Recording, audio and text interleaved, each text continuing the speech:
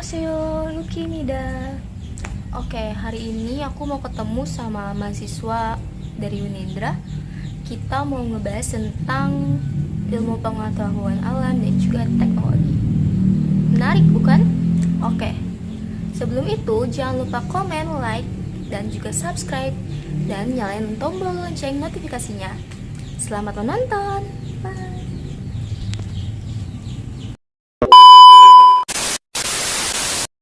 Teman-teman, selamat siang semuanya. Gimana nih kabarnya?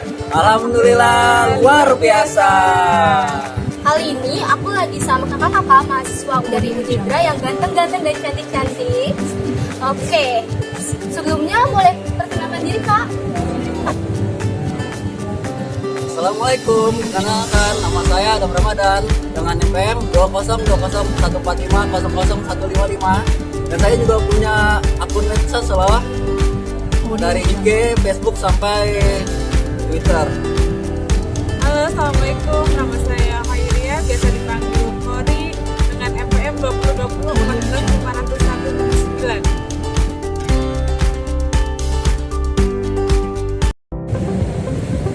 Oke, sebelum kita menjawab terlalu jauh nih, mungkin ada teman-teman kita tuh yang belum tahu sebenarnya apa sih ilmu pengetahuan sama apa sih itu teknologi. Bisa minta tolong jelaskan kak? Saya pengertian ilmu pengetahuan alam IPA adalah pengetahuan yang sistematis dan berlaku secara umum universal yang membahas tentang sekumpulan data mengenai segala alam yang dihasilkan berdasarkan hasil observasi, eksperimen, penyimpulan, dan penyusunan teori. Dan teknologi sendiri adalah keseluruhan sarana untuk menyediakan barang-barang yang diperlukan untuk kelangsungan dan kenyamanan hidup manusia.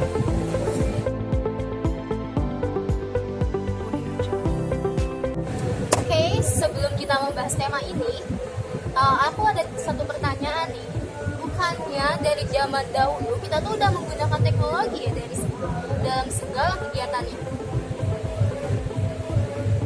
Iya benar Mbak, tapi itu menurut Mbak Nana Soida itu dia pernah mengatakan bahwa sebenarnya sejak dahulu teknologi itu sudah ada dan manusia sudah menggunakan teknologi itu sendiri.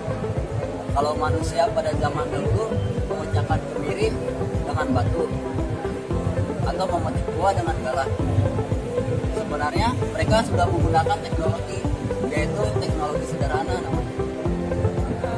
Teknologi adalah keseluruhan sarana untuk menyediakan barang-barang yang diperlukan bagi kelangsungan dan kenyamanan hidup manusia. Akan tetapi penggunaan teknologi oleh manusia diawali dengan penggunaan SDA-nya menjadi alat-alat yang sederhana. Oke, jadi dapat disimpulkan kalau teknologi itu membantu dari segala kegiatan manusia, tapi juga berasal dari sumber daya alam, tetapi mereka olah sintetik jadi barang-barang yang lebih bermanfaat. Peranan ilmu pengetahuan alam dan teknologi terhadap kehidupan manusia.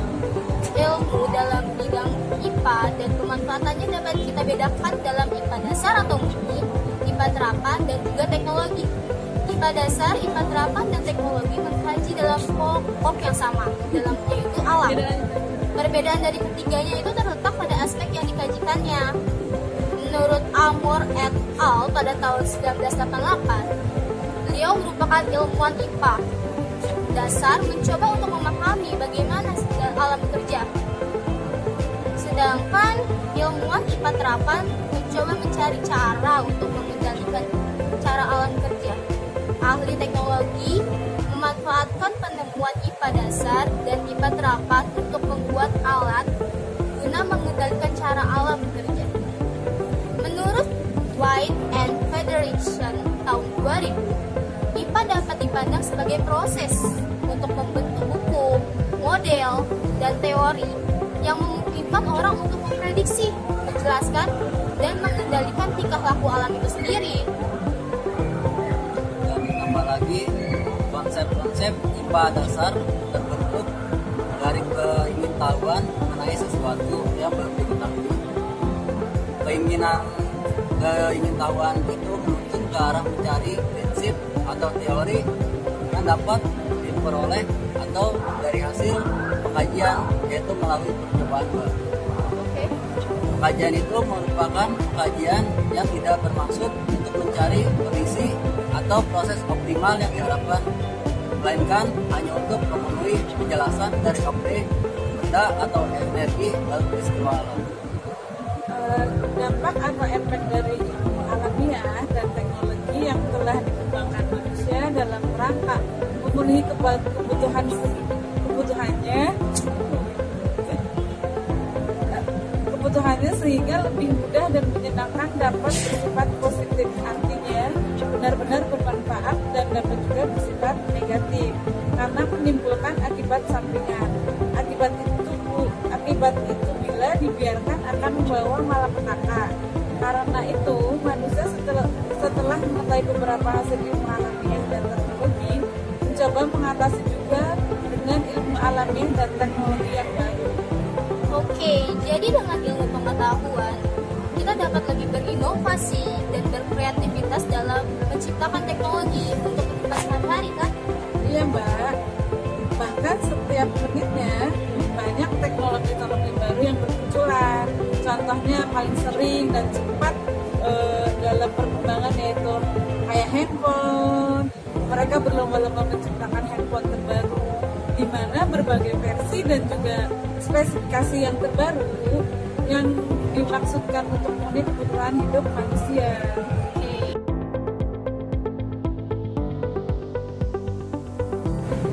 Menurut Mbak, bagaimana perkembangan IPA dan teknologi bagi kehidupan manusia zaman sekarang? Oke, sebenarnya kehidupan manusia itu tidak akan pernah lepas dari perkembangan IPA dan juga teknologi. Contohnya, sejak dalam kandungan manusia mendapat perawatan secara medis melalui pemeriksaan berskala di Balai Kesejahteraan Ibu dan Anak atau BKIA. Terus ataupun juga setelah lahir mendapat vaksinasi untuk memperoleh kekebalan terhadap berbagai macam penyakit. Dan hal itu akan terus terjadi berulang-ulang sampai manusia itu meninggal. Boleh saya menambahkan sedikit? Oke, silakan. Jadi kalau menurut saya memang Mbak sudah benar mengutarakan materi tersebut. Namun ada yang kurang, yaitu manfaat IPA dan teknologi terhadap kehidupan manusia dapat dilihat dari beberapa aspek seperti materi, energi, mesin, komunikasi, dan juga bioteknologi. Dari aspek materi, manusia dalam kehidupannya memerlukan materi baik, biotis maupun non-biotis. Materi biotis yaitu dari bahan benda hidup berupa protein. Sedangkan materi non-biotis dari gas oksigen sampai benda-benda yang kita pakai sehari-hari. Dari aspek yang tadi beberapa dijelaskan, lebih jelas dari aspek energi, contohnya ya dalam kehidupan manusia modern, penggunaan energi makin meluas. Energi itu berwujud dalam berbagai bentuk, yakni bentuk panas, gerak, mekanik, cahaya, kimia, nuklir, dan sebagainya. Lalu ada pula dari segi aspek mesin. Dalam sehari-hari memerlukan mesin untuk mempermudah dan membantu kegiatan yang dilakukannya. Kalau boleh saya menambahkan dari aspek komunikasi ya Mas, berkomunikasi merupakan salah satu kegiatan manusia nih. Untuk itu IPA dan teknologinya telah menyumbangkan kepada kita semua media cetak, telegrafi, telepon, radio, dan juga televisi. Sementara dari aspek bioteknologi untuk memenuhi dan meningkatkan mutu kehidupan manusia memanfaatkan biologi terapan menggabungkan dengan teknologi modern sehingga tercipta ilmu baru yang terkenal dengan sebutan bioteknologi itu sendiri. Perkembangan lebih lanjutnya lahirlah bioteknologi kedokteran, bioteknologi farmasi, bioteknologi pertanian, bioteknologi peternakan, dan juga sebagainya. Dampak dari IPA dan teknologi yang telah dikembangkan manusia dalam rangka memenuhi kebutuhan sehingga lebih mudah menyenangkan dapat bersifat negatif karena menimbulkan akibat sampingan. Akibatnya ini Oleh karena itu, manusia setelah mengetahui beberapa hasil alamiah dan teknologi mencoba mengatasinya dengan ilmu yang lebih baru. Oke, sesungguhnya tuh yang paling membedakan manusia dengan binatang atau juga makhluk lainnya adalah ketidakmampuan manusia secara langsung menyesuaikan diri pada suatu lingkungan yang sudah terjadi. Secara biologis, manusia adalah salah satu spesies di bumi yang paling kurang mampu atau tidak memiliki daya penyesuaian terhadap lingkungan secara alami. Oleh antropolog Arnold Gall, manusia disebut sebagai makhluk yang memiliki cacat atau celah karena manusia tidak mempunyai insting atau naluri kelindungan hidup. Dan menurut Arnold Portman, secara biologis manusia dipandang sebagai prematur. Maksudnya semua spesies atau binatang sejak dilahirkan sekaligus telah membawa serta seperangkat naluri atau kemampuan alami buat tetap hidup atau sembuh. Sedangkan manusia tanpa pemeliharaan ibu dan keluarganya pasti akan mati. Keseluruhan situasi yang disebutkan sebelumnya yaitu karena kekurangan manusia dalam penyesuaian diri dengan lingkungannya. Maka lalu diganti oleh kemampuan manusia untuk menciptakan suatu lingkungan yang bentuknya beraneka ragam. Manusia dalam hal ini membekali teknik untuk membuat lingkungan menjadi cocok dengan dirinya, sehingga makin tinggi tingkat kemampuan abstraksinya, makin tinggi pula kebudayaan orang atau bangsa tersebut. Berkat kesadaran dan kemampuan abstraksi inilah manusia akhirnya menghasilkan konsep tersendiri mengenai apa itu alam, konsep yang telah disistemasi dengan otak dan kerangka pikiran yang logis dan terwujud. Ilmu pengetahuan ialah yang nantinya merupakan benih dari teknologi sebagai satu penerapan ilmu pengetahuan dalam berhadapan dengan alam dan sekitarnya. Sebenarnya fase-fase proses teknik itu juga terdiri dari beberapa macam. Contohnya yaitu jenis fase destruktif, terus ada juga konstruktif, dan yang terakhir yaitu fase efektif. Pertama, saya akan menjelaskan fase teknik destruktif dulu ya. Maksudnya untuk memecahkan segala permasalahan dan kebutuhannya, manusia langsung mengambil dari alam dan tidak ada usaha mengembalikan lagi ke alam. Ini nih yang bahaya kayak gini. Manusia masih bersifat food gathering, dan ini terjadi dalam zaman batu. Orang yang hidup pada zaman itu bersifat mengambil apa saja dari alam, belum ada usaha untuk menanam, untuk bercocok tanam.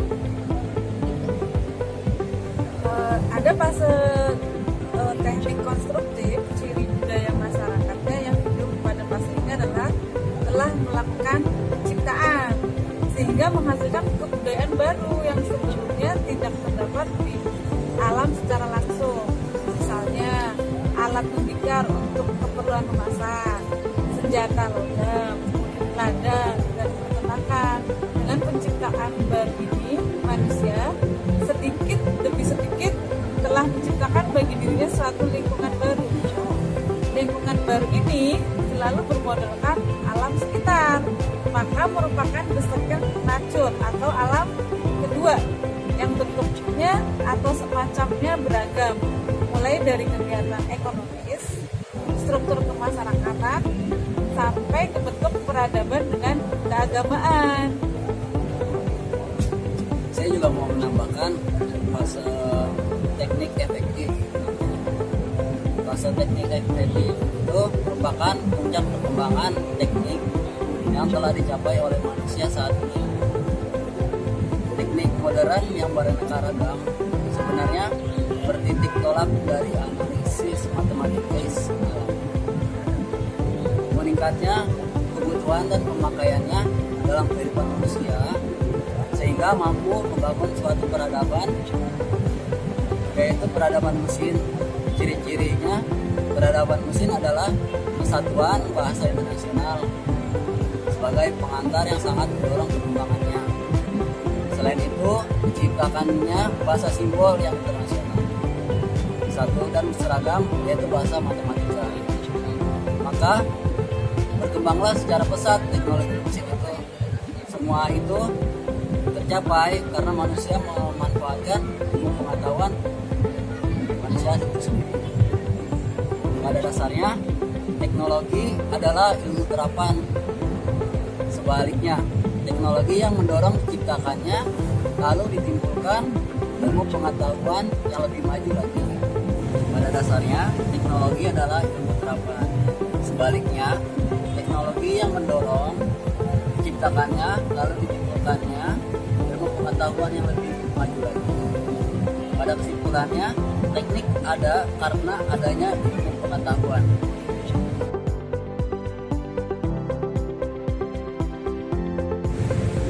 Sebelumnya saya mau nanya sama kalian udah paham bioteknologi belum? Teknologi itu apa sih? Saya mau menjabarin tentang bioteknologi ya. Jadi bioteknologi adalah cabang ilmu yang mempelajari pemanfaatan makhluk hidup atau seperti bakteri, fungsi, virus, dan lain-lain, maupun produk dari makhluk hidup atau enzim, alkohol dalam proses produksi untuk menghasilkan barang dan jasa. Dewasa ini, perkembangan bioteknologi tidak hanya didasari pada biologi semata, tetapi juga pada ilmu-ilmu terapan dan murni lainnya, seperti biokimia, komputer, biologi, molekuler, mikrobiologi, genetik, kimia, dan masih banyak lagi. Dengan kata lain, bioteknologi adalah ilmu terapan yang menggabungkan berbagai cabang ilmu dalam proses produksi barang dan jasa. Bioteknologi secara sederhana sudah dikenal oleh manusia sejak ribuan tahun yang lalu. Sebagai contohnya, di bidang teknologi pangan, ada pembuatan bir, roti, maupun keju yang sudah dikenal sejak abad ke-19. Oke, seperti itu. Saya juga mau nambahin nih kalau boleh, ciri utama dari bioteknologi itu sendiri ada beberapa. Contohnya yaitu adanya agen biologi berupa mikroorganisme, tumbuhan dan juga hewan. Terus adanya pendaya gunaan secara teknologi dan industri. Dan yang ketiga tuh produk yang dihasilkan adalah hasil ekstraksi dan pemurnian. Kita juga punya penambahan ada juga perkembangan bioteknologi secara era bioteknologi. Era bioteknologi itu generasi pertama bioteknologi sederhana. Penggunaan mikrobanya masih secara tradisional dalam produksi makanan dan tanaman serta pengawetan makanan. Contohnya seperti pembuatan tempe, tape, cuka, dan lain-lainnya. Era bioteknologi generasi kedua, proses berlangsung dalam keadaan tidak steril. Maksudnya, produksi bahan kimia, asam, sitrat, pengolahan air limbah, pembuatan kompos. Era bioteknologi generasi ketiga, proses dalam kondisi steril. Contohnya, produksi antibiotik dan hormon. Era bioteknologi generasi baru, contohnya seperti produk insulin, interferon, antibodi, monoklonal. Teknologi informasi, ada beberapa pengertian dari teknologi ini. Pengertian teknologi secara umum, proses yang meningkatkan nilai tambah produk yang digunakan dan dihasilkan untuk memudahkan dan meningkatkan kinerja. Struktur atau sistem di mana proses dan produk itu dikembangkan dan digunakan. Kemajuan teknologi adalah sesuatu yang tidak bisa kita hindari dan dalam kehidupan ini, karena kemajuan teknologi akan berjalan dengan sesuai kemajuan ilmu pengetahuannya. Setiap inovasi diciptakan untuk memberikan manfaat positif bagi kehidupan manusia, memberikan banyak kemudahan, contoh serta sebagai cara baru dalam melakukan aktivitas manusia dan juga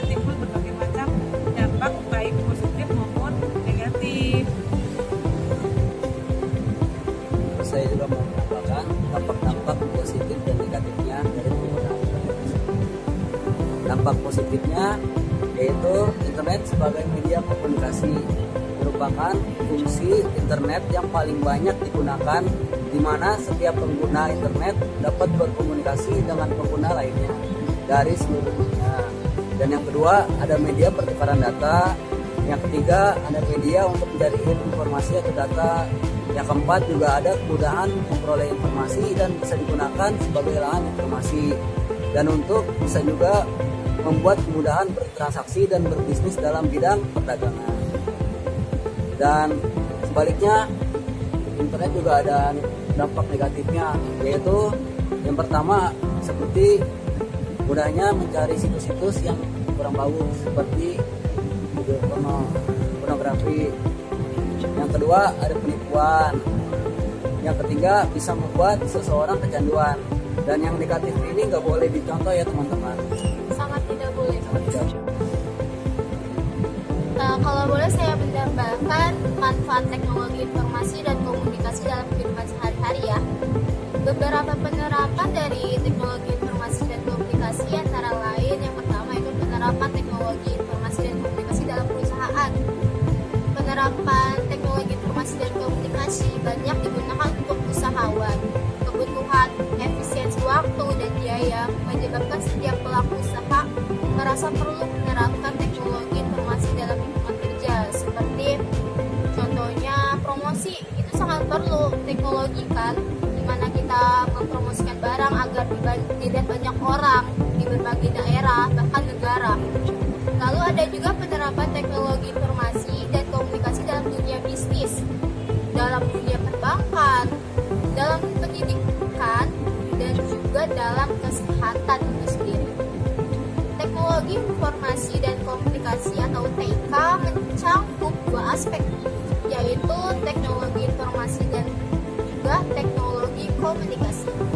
Teknologi informasi meliputi segala hal yang berkaitan dengan proses, penggunaan sebagai alat bantu, manipulasi, dan juga pengelolaan informasi.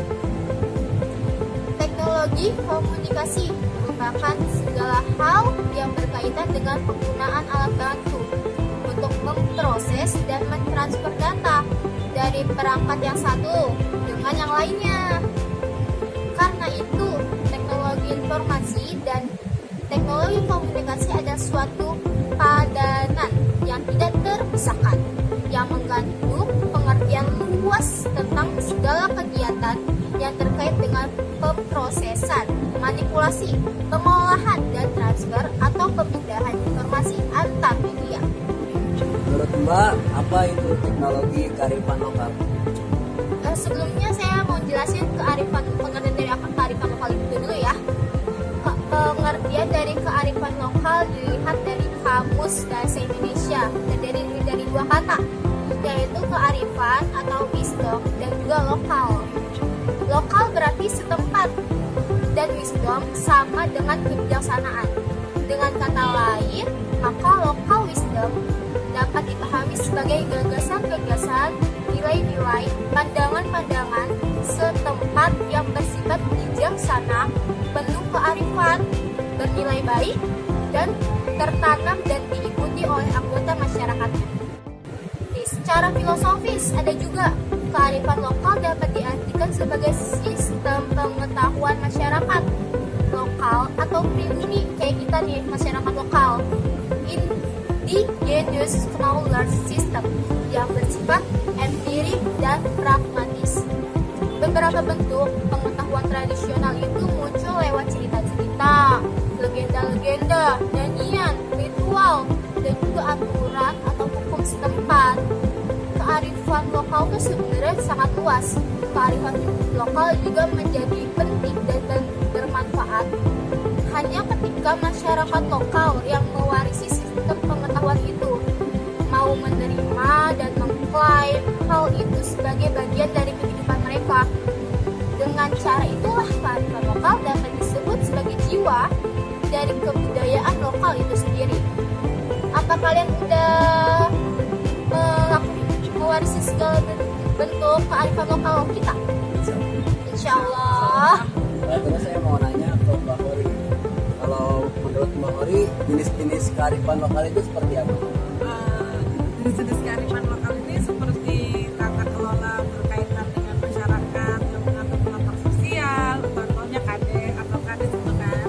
Ada juga yang nilai-nilai adat, tata nilai yang dikembangkan masyarakat tradisional yang mengatur etika, tata cara dan prosedur bercocok tanam sesuai dengan waktu untuk melestarikan alam, pemilihan tempat dan ruang, kearifan lokal yang berwujud nyata antara lain tekstualnya, contohnya yang tertuang dalam kitab No Primbon atau kalender Tangebung, contohnya bangunan yang mencerminkan kearifan lokal, Candi Borobudur, Batik, kearifan lokal yang tidak berwujud, petuah yang secara verbal berbentuk nyanyian seperti Malemut.